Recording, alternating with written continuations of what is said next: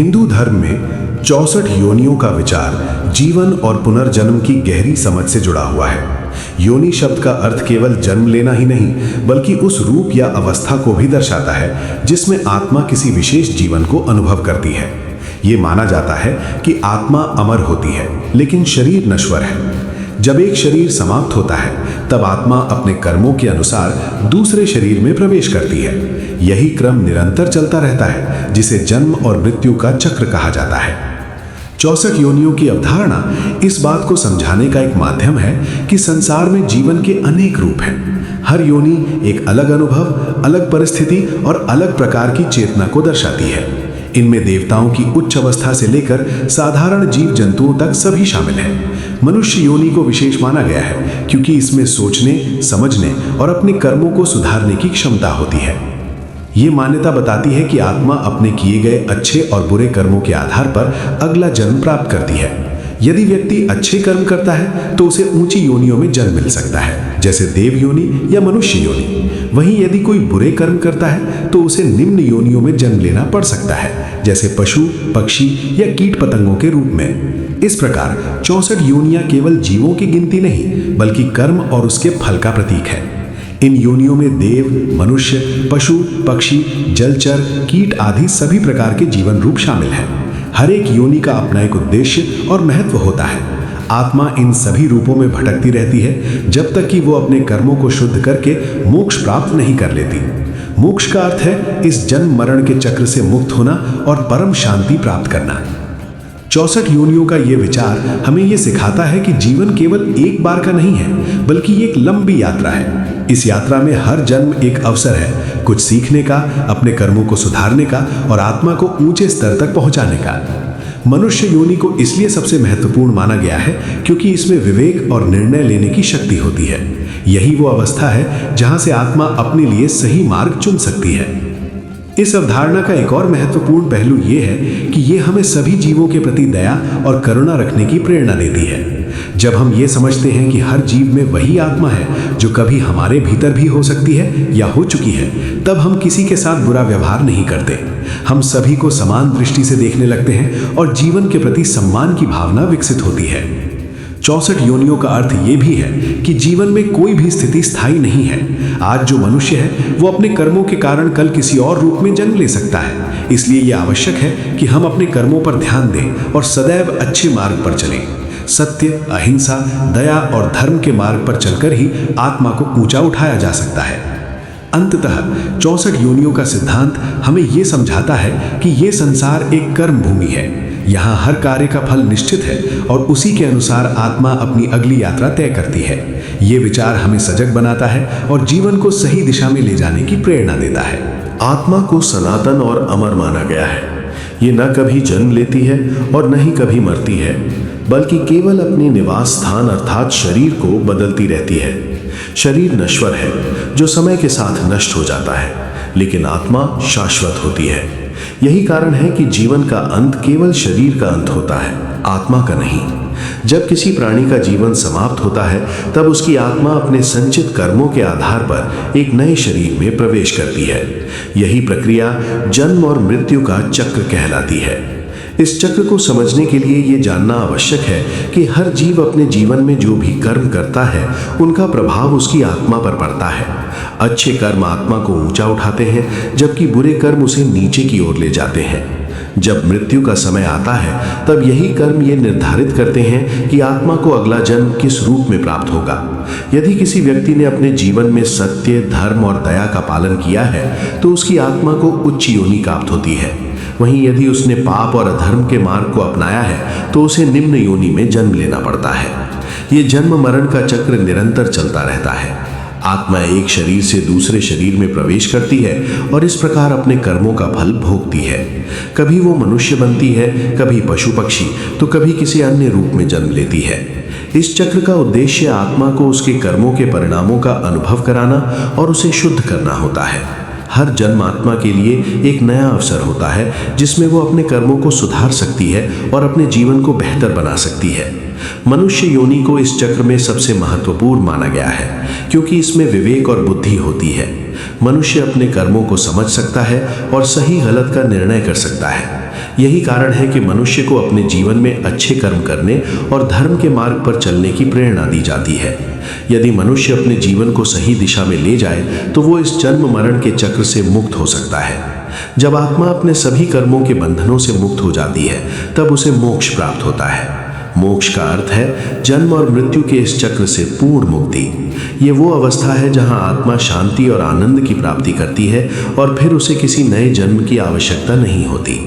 मोक्ष को जीवन का अंतिम लक्ष्य माना गया है, जिसे प्राप्त करने के लिए व्यक्ति को अपने कर्मों को शुद्ध और सात्विक बनाना होता है। इस प्रकार आत्मा का चक्र एक निरंतर यात्रा है जिसमें आत्मा विभिन्न जन्मों के माध्यम से अपने कर्मों का फल भोगती है और धीरे धीरे अपनी शुद्धता की ओर बढ़ती है। ये चक्र हमें ये सिखाता है कि हमारे हर कर्म का महत्व है और हमें अपने जीवन को सदैव धर्म और सत्य के मार्ग पर चलाना चाहिए ताकि हम अंततः इस चक्र से मुक्त होकर परम शांति को प्राप्त कर सकें। हिंदू धर्म और प्राचीन मान्यताओं में 64 योनियों का विचार जीवन के विविध रूपों और उनके स्तर को समझने के लिए किया गया है। योनि का अर्थ केवल जन्म नहीं बल्कि उस अस्तित्व की पूरी प्रकृति, उसकी चेतना, उसकी सीमाएं और उसकी क्षमताएं भी होती हैं। इन 64 योनियों को अलग अलग श्रेणियों में विभाजित किया गया है ताकि ये समझा जा सके कि आत्मा किस प्रकार अपने कर्मों के अनुसार अलग अलग जीवन रूपों में जन्म लेती है और धीरे धीरे विकास की ओर बढ़ती है। सबसे पहले देव योनि की बात की जाती है। देव योनि को अत्यंत उच्च और दिव्य माना गया है। इस योनि में जन्म लेने वाली आत्माएं सुख, शांति और ऐश्वर्य का अनुभव करती हैं। उनका जीवन कष्टों से लगभग मुक्त होता है और वे अधिकतर समय आनंद और आध्यात्मिकता में व्यतीत करते हैं। हालांकि देव योनि में भी आत्मा को मोक्ष नहीं मिलता क्योंकि वहां भी कर्मों का बंधन बना रहता है। इसके बाद मनुष्य योनि आती है जिसे सभी योनियों में सबसे श्रेष्ठ माना गया है। मनुष्य के पास सोचने, समझने, निर्णय लेने और सही गलत का अंतर जानने की क्षमता होती है। यही वो योनि है जिसमें आत्मा अपने कर्मों को सुधार सकती है और मोक्ष की ओर बढ़ सकती है। मनुष्य जीवन में सुख और दुख दोनों होते हैं, लेकिन यही संघर्ष उसे सीखने और आगे बढ़ने का अवसर देता है। पशु योनि भी 64 योनियों का एक महत्वपूर्ण भाग है। इस योनि में जीव अपने स्वभाव और प्रवृत्तियों के अनुसार जीवन जीते हैं। उनमें बुद्धि तो होती है लेकिन वो सीमित होती है। वे अधिकतर अपने भोजन, सुरक्षा और प्रजनन तक ही सीमित रहते हैं। पशु योनि ये दर्शाती है कि आत्मा ने अभी तक पूर्ण चेतना प्राप्त नहीं की है और वो विकास के मार्ग पर है। पक्षी योनि भी एक अलग श्रेणी में आती है। पक्षियों का जीवन स्वतंत्रता और गति का प्रतीक होता है। वे आकाश में उड़ते हैं, दूर दूर तक यात्रा करते हैं और प्रकृति के साथ गहरा संबंध रखते हैं। हालांकि उनकी स्वतंत्रता दिखाई देती है, लेकिन उनकी समझ और चेतना भी सीमित होती है। वे अपने जीवन को सहज प्रवृत्तियों के आधार पर जीते हैं। कीट योनि को सबसे निम्न स्तर की योनियों में गिना जाता है। इसमें छोटे छोटे जीव जैसे कीड़े मकोड़े आते हैं जिनका जीवन बहुत छोटा और सीमित होता है। उनकी चेतना बहुत कम विकसित होती है और वे केवल अपने अस्तित्व को बनाए रखने के लिए ही संघर्ष करते हैं। ये योनि ये बताती है कि आत्मा ने अभी बहुत लंबा सफर तय करना है। जलचर योनि भी एक महत्वपूर्ण श्रेणी है। इसमें वे सभी जीव आते हैं जो पानी में रहते हैं, जैसे मछलियां और अन्य जलीय प्राणी। इनका जीवन पूरी तरह जल पर निर्भर होता है। उनकी दुनिया सीमित होती है, लेकिन वे भी प्रकृति के संतुलन में महत्वपूर्ण भूमिका निभाते हैं। ये योनि ये दर्शाती है कि जीवन केवल भूमि तक ही सीमित नहीं है, बल्कि जल में भी उतना ही महत्वपूर्ण है। इन सभी योनियों के अलावा और भी कई प्रकार की योनियां होती हैं जो जीवन के अलग अलग स्तरों और अवस्थाओं को दर्शाती हैं। हर योनि का अपना महत्व होता है और वो प्रकृति के संतुलन को बनाए रखने में योगदान देती है। कोई भी योनि पूरी तरह व्यर्थ नहीं होती, बल्कि हर एक का अपना स्थान और उद्देश्य होता है। 64 योनियों का ये वर्गीकरण हमें ये सिखाता है कि जीवन एक निरंतर यात्रा है जिसमें आत्मा अलग अलग रूपों में अनुभव प्राप्त करती है। ये यात्रा केवल भौतिक नहीं बल्कि आध्यात्मिक भी है। हर जन्म आत्मा को कुछ नया सिखाता है और उसे अगले स्तर की ओर ले जाता है। इस पूरी व्यवस्था में मनुष्य योनि को इसलिए सबसे महत्वपूर्ण माना गया है क्योंकि इसमें आत्मा को अपने कर्मों को बदलने और अपने जीवन को सही दिशा देने का अवसर मिलता है। अन्य योनियों में ये स्वतंत्रता नहीं होती। वे अधिकतर अपने स्वभाव के अनुसार ही जीवन जीते हैं, लेकिन मनुष्य अपने विचारों और कर्मों से अपने भविष्य को बदल सकता है। अंत में 64 योनियों का वर्गीकरण ये दर्शाता है कि संसार में जीवन के अनगिनत रूप हैं और हर रूप का अपना महत्व है। ये हमें विनम्रता सिखाता है कि हम किसी भी जीव को छोटा या बड़ा ना समझें, क्योंकि हर आत्मा अपनी यात्रा पर है। साथ ही ये हमें ये भी याद दिलाता है कि मनुष्य जीवन एक अनमोल अवसर है जिसे सही तरीके से जीकर हम अपने अस्तित्व को सार्थक बना सकते हैं और मोक्ष की ओर बढ़ सकते हैं। मनुष्य योनि को सृष्टि में सबसे श्रेष्ठ और महत्वपूर्ण माना गया है। इसका मुख्य कारण यह है कि मनुष्य में सोचने, समझने और निर्णय लेने की क्षमता होती है। अन्य योनियों में जीव अपने स्वभाव और प्रकृति के अनुसार ही जीवन जीते हैं, लेकिन मनुष्य के पास अपने कर्मों को बदलने और अपने जीवन की दिशा तय करने की शक्ति होती है। यही विशेषता मनुष्य को बाकी सभी योनियों से अलग बनाती है। मनुष्य जीवन केवल भोग के लिए नहीं, बल्कि योग और साधना के लिए भी माना गया है। यह ऐसा अवसर है जहां आत्मा अपने पिछले कर्मों का फल भोगते हुए नए और अच्छे कर्म कर सकती है। मनुष्य अपने विचारों, शब्दों और कर्मों के माध्यम से अपने भविष्य को सुधार सकता है। यदि वो चाहे तो अपने जीवन को उच्च बना सकता है, और यदि वो गलत मार्ग पर चले तो पतन की ओर भी जा सकता है। इस प्रकार मनुष्य के पास स्वतंत्र इच्छा होती है जो उसे विशेष बनाती है। मनुष्य योनि में विवेक और बुद्धि का विशेष महत्व है। विवेक के माध्यम से मनुष्य सही और गलत के बीच अंतर कर सकता है। यही विवेक उसे धर्म के मार्ग पर चलने की प्रेरणा देता है। जब मनुष्य अपने जीवन में सत्य, अहिंसा, दया और करुणा जैसे गुणों को अपनाता है, तब उसका जीवन सफल और सार्थक बनता है। इसके विपरीत यदि वो क्रोध, लोभ, मोह और अहंकार में फंस जाता है तो उसका जीवन दुख और कष्ट से भर जाता है। मनुष्य जीवन का एक और महत्वपूर्ण पहलू यह है कि इसमें आत्मा को मोक्ष प्राप्त करने का अवसर मिलता है। मोक्ष का अर्थ है जन्म मरण के चक्र से मुक्ति। ये केवल मनुष्य योनि में ही संभव माना गया है, क्योंकि यहाँ आत्मा अपने कर्मों को सुधार सकती है और ईश्वर की भक्ति के माध्यम से अपने आप को शुद्ध कर सकती है। अन्य योनियों में ये क्षमता सीमित होती है, इसीलिए मनुष्य जन्म को अत्यंत दुर्लभ और मूल्यवान कहा गया है। मनुष्य को अपने जीवन में कर्म का विशेष ध्यान रखना चाहिए। कर्म ही वो आधार है जो उसके भविष्य को निर्धारित करता है। अच्छे कर्म करने से मनुष्य को सुख और शांति प्राप्त होती है, जबकि बुरे कर्म उसे दुख और कष्ट की ओर ले जाते हैं। इसलिए ये कहा जाता है कि जैसा कर्म वैसा फल। मनुष्य को चाहिए कि वो हमेशा अच्छे और धर्मपूर्ण कार्यों में लगे रहे। इसके साथ ही मनुष्य को अपने जीवन में संतुलन बनाए रखना भी आवश्यक है। उसे केवल भौतिक सुखों के पीछे नहीं भागना चाहिए, बल्कि आध्यात्मिक उन्नति पर भी ध्यान देना चाहिए। जब मनुष्य अपने भीतर की शुद्धता और आत्मज्ञान को प्राप्त करता है, तभी उसका जीवन पूर्ण होता है। ये संतुलन ही उसे सच्चे अर्थों में सफल बनाता है। मनुष्य योनि में भक्ति का भी विशेष महत्व है। जब मनुष्य सच्चे मन से ईश्वर की आराधना करता है तो उसके मन को शांति मिलती है और उसके जीवन में सकारात्मक परिवर्तन आते हैं। भक्ति के माध्यम से मनुष्य अपने अहंकार को त्याग कर विनम्रता को अपनाता है। यही विनम्रता उसे दूसरों के प्रति दयालु और सहानुभूतिशील बनाती है। इसके अलावा मनुष्य को अपने जीवन में सेवा भाव को भी अपनाना चाहिए। दूसरों की सहायता करना, दुखियों की मदद करना और समाज के कल्याण के लिए कार्य करना, ये सभी गुण मनुष्य को महान बनाते हैं। जब मनुष्य निस्वार्थ भाव से सेवा करता है तो उसे आत्मिक सुख की प्राप्ति होती है। ये सुख किसी भी भौतिक वस्तु से अधिक मूल्यवान होता है। मनुष्य जीवन में समय का भी बहुत महत्व है। ये जीवन सीमित है और इसे व्यर्थ नहीं गंवाना चाहिए। हर क्षण का सही उपयोग करके मनुष्य अपने जीवन को सार्थक बना सकता है। उसे अपने लक्ष्य को पहचानना चाहिए और उसी दिशा में निरंतर प्रयास करना चाहिए। आलस्य और लापरवाही से जीवन का मूल्य कम हो जाता है, इसलिए जागरूक रहना आवश्यक है। अंत में ये कहा जा सकता है कि मनुष्य योनि एक अनमोल अवसर है। ये केवल जीवन जीने का नहीं, बल्कि जीवन को समझने और उसे ऊंचाई तक ले जाने का माध्यम है। यदि मनुष्य अपने विवेक, कर्म और भक्ति का सही उपयोग करता है तो वो न केवल इस जीवन को सुखमय बना सकता है, बल्कि मोक्ष की प्राप्ति भी कर सकता है। इसलिए हर व्यक्ति को चाहिए कि वो अपने जीवन के महत्व को समझे और उसे सार्थक बनाने का प्रयास करे।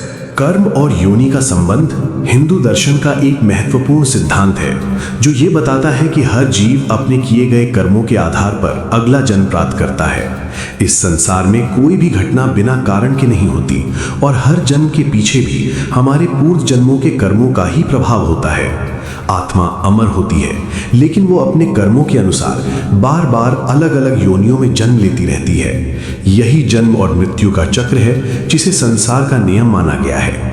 मनुष्य अपने जीवन में जो भी कार्य करता है, चाहे वो अच्छा हो या बुरा, उसका फल उसे अवश्य प्राप्त होता है। ये फल तुरंत भी मिल सकता है और अगले जन्म में भी। जब व्यक्ति अच्छे कर्म करता है, जैसे दया, सत्य, सेवा और धर्म के मार्ग पर चलना, तो उसकी आत्मा शुद्ध होती है और उसे उच्च योनियों में जन्म मिलता है। ऐसी योनियां अधिक सुख और शांति देने वाली होती हैं, जहां आत्मा को आगे बढ़ने और मोक्ष के करीब जाने का अवसर मिलता है। इसके विपरीत जब व्यक्ति बुरे कर्म करता है, जैसे झूठ बोलना, दूसरों को कष्ट देना, अन्याय करना और अधर्म के रास्ते पर चलना, तो उसकी आत्मा पर नकारात्मक प्रभाव पड़ता है। ऐसे कर्म आत्मा को नीचे की योनियों में ले जाते हैं, जहां जीवन कठिन और कष्टपूर्ण होता है। इन योनियों में आत्मा अपने कर्मों का फल भोगती है और धीरे धीरे अपने दोषों को समाप्त करने का प्रयास करती है। कर्म का ये नियम बहुत ही न्यायपूर्ण माना गया है, क्योंकि इसमें किसी प्रकार का भेदभाव नहीं होता। हर जीव को उसके कर्मों के अनुसार ही फल मिलता है, चाहे वो किसी भी रूप में क्यों ना हो। इस नियम के अनुसार कोई भी व्यक्ति अपने भाग्य को बदल सकता है, क्योंकि उसके कर्म ही उसके भविष्य का निर्माण करते हैं। यही कारण है कि मनुष्य योनि को सबसे महत्वपूर्ण माना गया है, क्योंकि इसमें सोचने, समझने और अपने कर्मों को सुधारने की क्षमता होती है। मनुष्य अपने जीवन में अच्छे और बुरे दोनों प्रकार के कर्म करने की स्वतंत्रता रखता है। ये उसके ऊपर निर्भर करता है कि वो किस मार्ग को चुनता है। यदि वो धर्म, सत्य और प्रेम का मार्ग अपनाता है, तो उसका जीवन सफल होता है और वो ऊंची योनियों की ओर बढ़ता है। लेकिन यदि वो स्वार्थ, क्रोध और अहंकार में फंस जाता है, तो उसका पतन होता है और वो नीची योनियों में चला जाता है। कर्म और योनि का ये संबंध हमें ये भी सिखाता है कि हमें अपने हर कार्य को सोच समझ कर करना चाहिए, क्योंकि हर छोटा बड़ा कर्म हमारे भविष्य को प्रभावित करता है। हमें ये समझना चाहिए कि हमारा वर्तमान जीवन हमारे पिछले कर्मों का परिणाम है और हमारा आने वाला जीवन हमारे वर्तमान कर्मों पर निर्भर करेगा। इसलिए हमें हमेशा अच्छे कर्म करने का प्रयास करना चाहिए। इस सिद्धांत के अनुसार आत्मा तब तक जन्म और मृत्यु के चक्र में घूमती रहती है, जब तक वो अपने सभी कर्मों का फल भोग नहीं लेती और पूरी तरह शुद्ध नहीं हो जाती। जब आत्मा सभी बंधनों से मुक्त हो जाती है और उसे किसी भी प्रकार का कर्म शेष नहीं रहता, तब वो मोक्ष प्राप्त करती है। मोक्ष की अवस्था में आत्मा को फिर से जन्म लेने की आवश्यकता नहीं होती और वो परम शांति को प्राप्त करती है। कर्म और योनि का ये संबंध हमें ये भी सिखाता है कि जीवन केवल भौतिक सुखों के लिए नहीं है, बल्कि आत्मिक उन्नति के लिए है। हमें अपने जीवन का सही उद्देश्य समझना चाहिए और उसी के अनुसार अपने कर्मों को दिशा देनी चाहिए। यदि हम केवल सांसारिक सुखों के पीछे भागते रहेंगे और अपने कर्मों की शुद्धता पर ध्यान नहीं देंगे, तो हम इस चक्र में फंसे रहेंगे। इसलिए ये आवश्यक है कि हम अपने जीवन में नैतिकता, सच्चाई और करुणा को अपनाएं। हमें दूसरों के प्रति प्रेम और सम्मान का भाव रखना चाहिए और किसी को भी कष्ट नहीं देना चाहिए। जब हम इस प्रकार के कर्म करते हैं, तो न केवल हमारा वर्तमान जीवन सुखमय होता है, बल्कि हमारा भविष्य भी उज्जवल बनता है। अंततः कर्म और योनि का ये संबंध हमें ये सिखाता है कि हमारा जीवन हमारे अपने हाथों में है। हम जैसा बोते हैं वैसा ही काटते हैं। यदि हम अच्छे कर्मों के बीज बोएंगे तो हमें अच्छे परिणाम मिलेंगे, और यदि हम बुरे कर्म करेंगे तो उसका फल भी हमें भोगना पड़ेगा। यही इस सिद्धांत का सार है, जो हमें सही मार्ग पर चलने की प्रेरणा देता है और जीवन को अर्थपूर्ण बनाता है। हिंदू धर्म में 64 योनियों का वर्णन जीवन के विभिन्न रूपों को समझाने के लिए किया गया है। इनमें पशु, पक्षी, कीट, जलचर और अन्य अनेक योनियां शामिल हैं। ये सभी योनियां इस बात का प्रतीक हैं कि आत्मा अपने कर्मों के अनुसार अलग अलग जीवन रूपों में जन्म लेती है। मनुष्य योनि के अलावा ये अन्य योनियां भी जीवन के चक्र का महत्वपूर्ण हिस्सा है, जहां आत्मा अपने पिछले कर्मों का फल भोगती है। पशु योनि को इस दृष्टि से समझा जाता है कि इसमें जीव अपने स्वभाव और प्रवृत्ति के अनुसार जीवन जीते हैं। वे अपनी इच्छाओं को पूरी तरह नियंत्रित नहीं कर पाते, बल्कि प्रकृति के नियमों के अधीन रहते हैं। जैसे शेर का स्वभाव शिकार करना है, गाय का स्वभाव शांत रहना है और कुत्ता अपने मालिक के प्रति वफादार होता है। इन सभी व्यवहारों में उनकी स्वतंत्र इच्छा बहुत कम होती है और वे अपने जन्मजात गुणों के अनुसार ही कार्य करते हैं। इसी प्रकार पक्षी योनि भी कर्मों के फल का एक रूप मानी जाती है।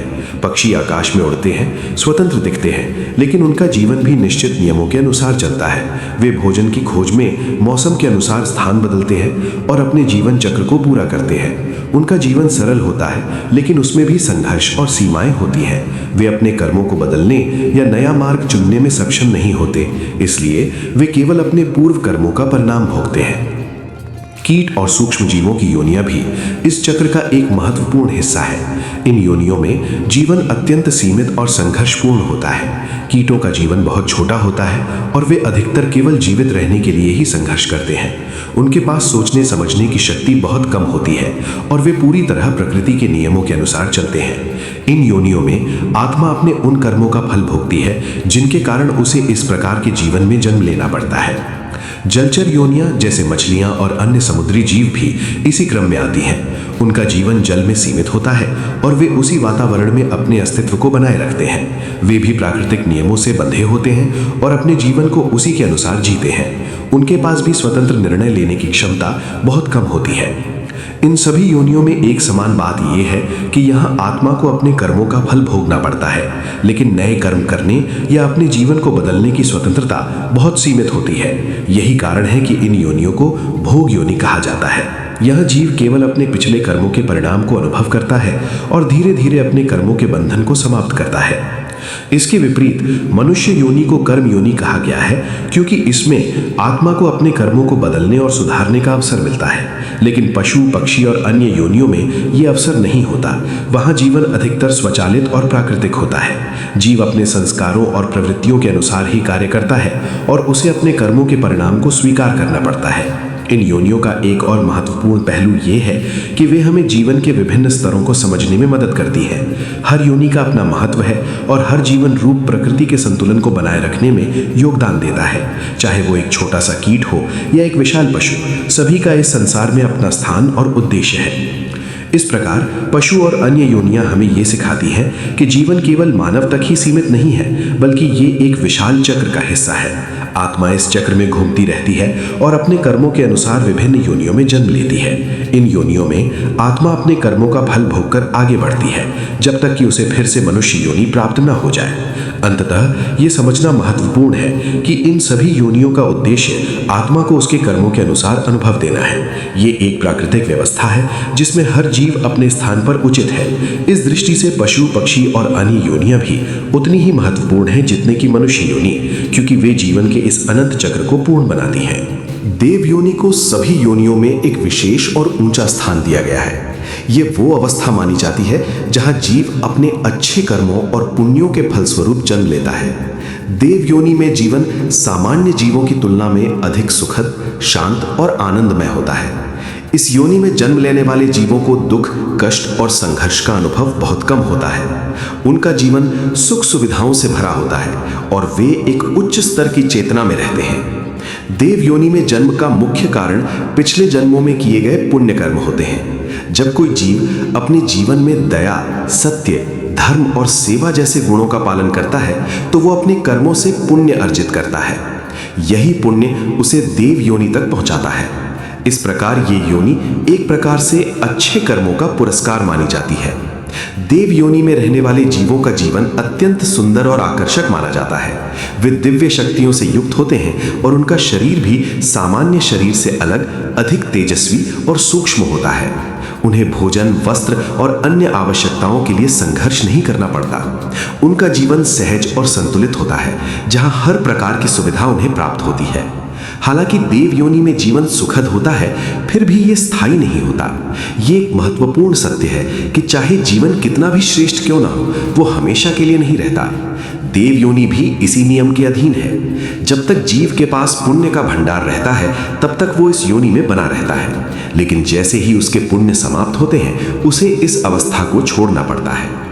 जब देव योनि का समय समाप्त होता है तो जीव को पुनः जन्म लेना पड़ता है। ये जन्म उसके शेष कर्मों के आधार पर किसी अन्य योनि में होता है। ये नई योनि उच्च भी हो सकती है और निम्न भी। ये पूरी तरह उसके कर्मों पर निर्भर करता है। इस प्रकार देव योनि भी जन्म मरण के चक्र से मुक्त नहीं है। देव योनि का एक और महत्वपूर्ण पहलू यह है कि इसमें रहने वाले जीवों के पास अत्यधिक सुख होने के कारण वे कभी-कभी अपने वास्तविक उद्देश्य को भूल जाते हैं।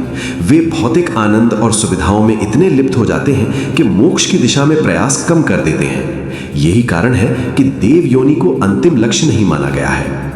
मनुष्य योनि की तुलना में देव योनि में एक कमी ये मानी जाती है कि वहां कर्म करने की स्वतंत्रता सीमित होती है। मनुष्य अपने कर्मों को बदल सकता है और अपने जीवन की दिशा को नियंत्रित कर सकता है, जबकि देव योनि में जीव अपने पहले से अर्जित पुण्यों का ही भोग करता है। इसलिए वहां नए कर्म करने के अवसर कम होते हैं। इस दृष्टि से देखा जाए तो देव योनि सुखद तो है, लेकिन मोक्ष के लिए सबसे उपयुक्त नहीं मानी जाती। मोक्ष प्राप्त करने के लिए आत्मा को ज्ञान, वैराग्य और साधना की आवश्यकता होती है, जो मनुष्य योनि में अधिक संभव है। देव योनि में यह अवसर सीमित होता है क्योंकि वहां का जीवन भोग प्रधान होता है। देव योनि हमें यह शिक्षा भी देती है कि केवल सुख ही जीवन का अंतिम लक्ष्य नहीं होना चाहिए। यदि जीव केवल सुख की इच्छा करता है तो वो देव योनि प्राप्त कर सकता है, लेकिन वो मोक्ष से दूर रह सकता है। इसलिए जीवन का सही उद्देश्य केवल पुण्य अर्जित करना ही नहीं, बल्कि आत्मा की मुक्ति की ओर बढ़ना होना चाहिए। अंततः देव योनि एक ऐसी अवस्था है जो हमें हमारे अच्छे कर्मों का फल देती है, लेकिन ये भी अस्थाई है।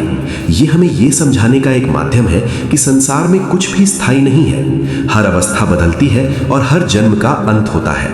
इसलिए हमें अपने जीवन में ऐसे कर्म करने चाहिए जो हमें इस जन्म मरण के चक्र से मुक्त कर सकें। इस प्रकार देव योनि का महत्व अपने स्थान पर है, लेकिन ये अंतिम सत्य नहीं है। ये एक पड़ाव है, एक अनुभव है जो आत्मा को आगे बढ़ने के लिए प्रेरित करता है। जीव को चाहिए कि वो इस सत्य को समझे और अपने जीवन को इस प्रकार जिए कि वो अंततः मोक्ष को प्राप्त कर सके। मोक्ष का अर्थ है जन्म और मृत्यु के इस अनंत चक्र से पूरी तरह मुक्त हो जाना। ये वो अवस्था है जहां आत्मा को किसी भी प्रकार के बंधन में नहीं रहना पड़ता और वो परम शांति तथा आनंद को प्राप्त करती है। 64 योनियों के इस चक्र में आत्मा बार बार जन्म लेती है और अपने कर्मों के अनुसार विभिन्न रूपों में जीवन जीती है। लेकिन जब आत्मा इस चक्र से बाहर निकल जाती है, तब उसे मोक्ष प्राप्त होता है। यही जीवन का सबसे बड़ा लक्ष्य माना गया है। मोक्ष प्राप्त करने के लिए सबसे महत्वपूर्ण बात है अच्छे कर्म करना। मनुष्य को अपने जीवन में ऐसे कर्म करने चाहिए जो न केवल उसके लिए बल्कि दूसरों के लिए भी लाभकारी हों। जब व्यक्ति निस्वार्थ भाव से कार्य करता है तो उसके कर्म शुद्ध होते हैं और उसकी आत्मा भी धीरे धीरे शुद्ध होने लगती है। अच्छे कर्मों से मन में सकारात्मकता आती है और व्यक्ति सही मार्ग पर चलता है। भक्ति भी मोक्ष के मार्ग में एक महत्वपूर्ण साधन है। जब व्यक्ति सच्चे मन से ईश्वर का स्मरण करता है और पूरी श्रद्धा के साथ उनकी पूजा करता है, तो उसका मन शांत होता है। भक्ति से व्यक्ति के अंदर अहंकार समाप्त होने लगता है और वो विनम्र बनता है। ये विनम्रता और समर्पण ही आत्मा को शुद्ध करने में मदद करते हैं। सच्ची भक्ति का अर्थ केवल पूजा पाठ करना नहीं, बल्कि अपने जीवन में ईश्वर के सिद्धांतों को अपनाना भी है। सत्य का मार्ग भी मोक्ष की प्राप्ति में सहायक होता है। जब व्यक्ति अपने जीवन में सच्चाई को अपनाता है तो वो किसी भी प्रकार के भ्रम और छल से दूर रहता है। सत्य के मार्ग पर चलने से मन शुद्ध होता है और आत्मा को शांति मिलती है। झूठ और कपट व्यक्ति को इस संसार के बंधनों में और अधिक जकड़ देते हैं, जबकि सच्चाई उसे इन बंधनों से मुक्त करती है। इसके अलावा मनुष्य को अपने मन और इंद्रियों पर नियंत्रण रखना भी आवश्यक है। इच्छाएं और वासनाएं आत्मा को इस संसार में बांधे रखती हैं। जब व्यक्ति अपनी इच्छाओं को नियंत्रित करता है और संतोष का जीवन जीता है, तब वो धीरे धीरे इन बंधनों से मुक्त होने लगता है। संतोष और संयम से जीवन सरल और शांत बनता है, जो मोक्ष के मार्ग को आसान बनाता है। ज्ञान भी मोक्ष प्राप्ति का एक महत्वपूर्ण साधन है। जब व्यक्ति सही ज्ञान प्राप्त करता है तो उसे यह समझ में आता है कि यह संसार अस्थायी है और आत्मा ही शाश्वत है। ये ज्ञान व्यक्ति को मोह माया से दूर करता है और उसे सच्चे मार्ग की ओर ले जाता है। अज्ञानता ही वो कारण है जो आत्मा को बार बार जन्म लेने के लिए मजबूर करती है। धैर्य और सहनशीलता भी इस मार्ग में जरूरी है। मोक्ष की प्राप्ति कोई एक दिन में नहीं होती, बल्कि ये एक लंबी प्रक्रिया है। व्यक्ति को अपने जीवन में आने वाली कठिनाइयों का सामना धैर्य के साथ करना चाहिए। जब वो बिना विचलित हुए अपने मार्ग पर आगे बढ़ता है, तब उसकी आत्मा मजबूत होती है और वो अपने लक्ष्य के करीब पहुंचता है। अंत में जब व्यक्ति अपने जीवन में अच्छे कर्म, भक्ति, सत्य, संयम और ज्ञान को अपना लेता है, तब उसकी आत्मा पूरी तरह शुद्ध हो जाती है। इस अवस्था में वो किसी भी प्रकार की मोह या बंधन से प्रभावित नहीं होती।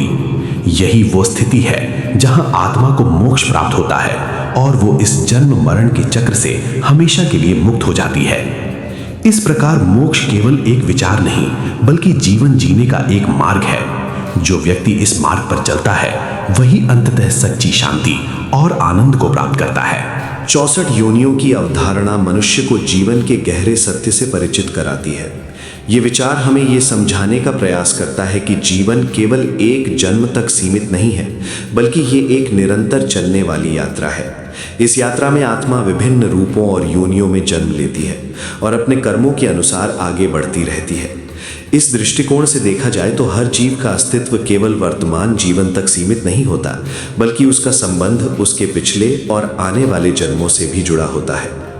ये शिक्षा हमें सबसे पहले अपने कर्मों के प्रति जागरूक बनाती है। जब हमें ये ज्ञात होता है कि हमारे हर कार्य का प्रभाव केवल इस जीवन पर नहीं बल्कि भविष्य के जन्मों पर भी पड़ता है, तब हम अपने व्यवहार और निर्णयों को अधिक सोच समझकर करने लगते हैं। हम ये समझने लगते हैं कि अच्छे कर्म हमें ऊंचाई की ओर ले जाते हैं, जबकि बुरे कर्म हमें नीचे गिराते हैं। इस प्रकार ये अवधारणा मनुष्य को जिम्मेदारी और सजगता का भाव सिखाती है। आध्यात्मिक दृष्टि से ये विचार हमें ये भी सिखाता है कि जीवन का असली उद्देश्य केवल भौतिक सुख सुविधाओं को प्राप्त करना नहीं है। भोग विलास, धन दौलत और सांसारिक उपलब्धियां अस्थायी होती हैं। ये चीज़ें कुछ समय के लिए खुशी दे सकती हैं, लेकिन आत्मा को सच्ची शांति और संतोष नहीं दे सकती। इसके विपरीत आत्मा का वास्तविक उत्थान तभी संभव है जब मनुष्य अपने भीतर की शुद्धता, सच्चाई और करुणा को विकसित करे। ये शिक्षा हमें आत्मनिरीक्षण करने के लिए प्रेरित करती है। जब हम अपने जीवन के उद्देश्य पर विचार करते हैं तो हमें ये महसूस होता है कि केवल बाहरी सफलता ही सब कुछ नहीं है। अपने भीतर झांक कर ये देखना कि हम कितने सच्चे, दयालु और ईमानदार हैं, यही वास्तविक प्रगति का मापदंड है। इस प्रकार 64 योनियों की अवधारणा हमें भीतर की यात्रा की ओर ले जाती है, जहां हम अपने वास्तविक स्वरूप को समझ सकते हैं। इसके साथ ही ये विचार हमें धैर्य और सहनशीलता भी सिखाता है। जीवन में आने वाली कठिनाइयाँ और दुख हमें कई बार परेशान कर देते हैं, लेकिन जब हम ये समझते हैं कि ये सब हमारे कर्मों का परिणाम है और ये एक बड़ी यात्रा का हिस्सा है, तब हम इन परिस्थितियों को अधिक सहजता से स्वीकार कर पाते हैं। हम ये सीखते हैं कि हर स्थिति हमें कुछ न कुछ सिखाने के लिए आती है और इससे हमारा आत्मिक विकास होता है। ये शिक्षा हमें दूसरों के प्रति दया और सहानुभूति रखने के लिए भी प्रेरित करती है। जब हम ये समझते हैं कि हर जीव आत्मा है और वो भी उसी चक्र का हिस्सा है जिससे हम गुजर रहे हैं, तब हम दूसरों के साथ अच्छा व्यवहार करने लगते हैं। हम किसी को तुच्छ या छोटा नहीं समझते, क्योंकि हर जीव अपने कर्मों के अनुसार अपनी यात्रा कर रहा है। इस तरह ये विचार समाज में प्रेम, करुणा और समानता की भावना को बढ़ावा देता है। 64 योनियों की अवधारणा ये भी बताती है कि मनुष्य जीवन एक विशेष अवसर है। ये वो अवस्था है जहां हम अपने कर्मों को बदल सकते हैं और अपने जीवन की दिशा को सुधार सकते हैं। अन्य योनियों में ये स्वतंत्रता नहीं होती, लेकिन मनुष्य के पास सोचने, समझने और सही गलत का निर्णय करने की क्षमता होती है। इसलिए ये जीवन अत्यंत मूल्यवान है और इसका सही उपयोग करना आवश्यक है। आध्यात्मिक शिक्षा का एक महत्वपूर्ण पहलू ये भी है कि ये हमें अहंकार से दूर रहने की प्रेरणा देती है। जब हम ये समझते हैं कि हमारी वर्तमान स्थिति हमारे पिछले कर्मों का परिणाम है और ये स्थायी नहीं है, तब हम अपने आप को दूसरों से श्रेष्ठ नहीं मानते। ये भावना हमें विनम्र बनाती है और हमें दूसरों के साथ संतुलित व्यवहार करने की प्रेरणा देती है। अंततः ये अवधारणा हमें मोक्ष की ओर मार्गदर्शन करती है। मोक्ष का अर्थ है जन्म और मृत्यु के इस चक्र से मुक्त होना। जब आत्मा पूरी तरह शुद्ध हो जाती है और सभी बंधनों से मुक्त हो जाती है, तब वो इस चक्र से बाहर निकल जाती है। ये स्थिति केवल अच्छे कर्म, सच्ची भक्ति और आत्मज्ञान के माध्यम से प्राप्त की जा सकती है। इसलिए ये शिक्षा हमें लगातार अपने जीवन को सुधारने और आत्मा के उत्थान की दिशा में प्रयास करने के लिए प्रेरित करती है। इस प्रकार 64 योनियों की आध्यात्मिक शिक्षा हमें ये सिखाती है कि जीवन एक गहरी और अर्थपूर्ण यात्रा है। इसमें हर कदम महत्वपूर्ण है और हर कर्म का अपना प्रभाव होता है। यह हमें जागरूक, जिम्मेदार और आध्यात्मिक रूप से समृद्ध बनने की प्रेरणा देती है, ताकि हम अपने जीवन के वास्तविक उद्देश्य को समझ सकें और उसे प्राप्त करने की दिशा में आगे बढ़ सकें। अंततः 64 योनियों की अवधारणा हमें जीवन के गहरे सत्य को समझने का मार्ग दिखाती है। ये केवल एक धार्मिक मान्यता नहीं बल्कि एक ऐसी शिक्षा है जो हमें अपने अस्तित्व और जीवन के उद्देश्य के बारे में सोचने के लिए प्रेरित करती है। यह हमें बताती है कि आत्मा अनंत है और उसका सफर निरंतर चलता रहता है। शरीर बदलते रहते हैं लेकिन आत्मा अपनी यात्रा जारी रखती है। इसी यात्रा को समझने के लिए 64 योनियों का विचार प्रस्तुत किया गया है। इस सिद्धांत के अनुसार हर जीव अपने कर्मों के आधार पर अलग अलग योनियों में जन्म लेता है। ये जन्म केवल एक संयोग नहीं होता बल्कि हमारे पूर्व कर्मों का परिणाम होता है। जब हम अच्छे कर्म करते हैं तो हमें ऊंची योनियों में जन्म मिलता है और जब हम बुरे कर्म करते हैं तो हमें निम्न योनियों में जाना पड़ता है। इस प्रकार ये चक्र चलता रहता है और आत्मा बार बार जन्म और मृत्यु के अनुभव से गुजरती है।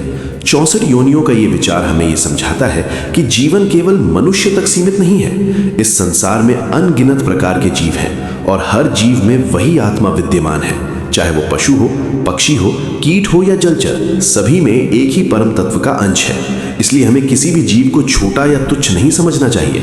हर जीव का अपना महत्व है और हर एक की अपनी भूमिका है। ये शिक्षा हमें दया, करुणा और सहानुभूति का भाव सिखाती है। जब हम ये समझते हैं कि हर जीव में वही आत्मा है जो हमारे भीतर है, तब हम दूसरों के प्रति कठोर नहीं रह सकते। हम दूसरों के दुख को अपना दुख समझने लगते हैं और उनके प्रति संवेदनशील बनते हैं। यही भावना हमें सच्चे अर्थों में मानव बनाती है। मनुष्य योनि को इस पूरी व्यवस्था में सबसे महत्वपूर्ण माना गया है। इसका कारण यह है कि केवल मनुष्य ही ऐसा प्राणी है जिसमें सोचने, समझने और अपने कर्मों को बदलने की क्षमता होती है। अन्य योनियों में जीव अपने स्वभाव और प्रकृति के अनुसार जीवन जीते हैं, लेकिन मनुष्य अपने विवेक से सही और गलत का निर्णय कर सकता है। यही विशेषता उसे अन्य सभी योनियों से अलग बनाती है। मनुष्य जीवन हमें एक अवसर के रूप में मिला है। यह अवसर है अपने कर्मों को सुधारने का, अपने जीवन को बेहतर बनाने का और आत्मा को ऊंचाई तक पहुंचाने का। यदि हम इस अवसर को समझदारी से नहीं अपनाते तो हम भी इस जन्म मरण के चक्र में फंसे रह जाते हैं। इसलिए यह आवश्यक है कि हम अपने जीवन का सही उपयोग करें और अच्छे कर्मों की ओर बढ़ें। मोक्ष इस पूरे चक्र का अंतिम लक्ष्य है। मोक्ष का अर्थ है इस जन्म मरण के चक्र से मुक्त होना। जब आत्मा पूरी तरह से शुद्ध हो जाती है और उसके सभी कर्म समाप्त हो जाते हैं, तब वो इस चक्र से मुक्त हो जाती है। यह अवस्था अत्यंत शांति और आनंद की होती है, जहां पर आत्मा को किसी भी प्रकार का बंधन नहीं रहता। लेकिन मोक्ष प्राप्त करना आसान नहीं है। इसके लिए हमें अपने जीवन में सच्चाई, भक्ति और अच्छे कर्मों को अपनाना होता है। हमें अपने मन को शुद्ध करना होता है और अपने अंदर की बुराइयों को समाप्त करना होता है। जब हम इन बातों का पालन करते हैं तो धीरे धीरे हम मोक्ष के मार्ग पर आगे बढ़ते हैं। 64 योनियों की ये शिक्षा हमें ये भी सिखाती है कि हमें अपने वर्तमान जीवन को हल्के में नहीं लेना चाहिए। हर क्षण महत्वपूर्ण है और हर कर्म का प्रभाव पड़ता है। इसलिए हमें सोच समझकर कार्य करना चाहिए और अपने जीवन को सकारात्मक दिशा में ले जाना चाहिए। यदि हम अपने जीवन को सही तरीके से जीते हैं तो न केवल हम अपने लिए बल्कि दूसरों के लिए भी प्रेरणा बन सकते हैं। अंत में ये कहा जा सकता है कि 64 योनियों का सिद्धांत हमें जीवन की सच्चाई से परिचित कराता है। यह हमें सिखाता है कि आत्मा की यात्रा लंबी है और हमें इस यात्रा में सही मार्ग चुनना चाहिए। हमें अपने जीवन को एक अवसर के रूप में देखना चाहिए और इसे सार्थक बनाने का प्रयास करना चाहिए। दया, करुणा, सत्य और भक्ति के मार्ग पर चलकर ही हम अपने जीवन को सफल बना सकते हैं। इस प्रकार 64 योनियों की यह अवधारणा हमें यह संदेश देती है कि जीवन का उद्देश्य केवल जीना नहीं बल्कि उसे समझना और उसे सही दिशा में ले जाना है। जब हम इस बात को समझ जाते हैं तब हमारा जीवन वास्तव में सार्थक बन जाता है और हम मोक्ष की ओर अग्रसर हो जाते हैं।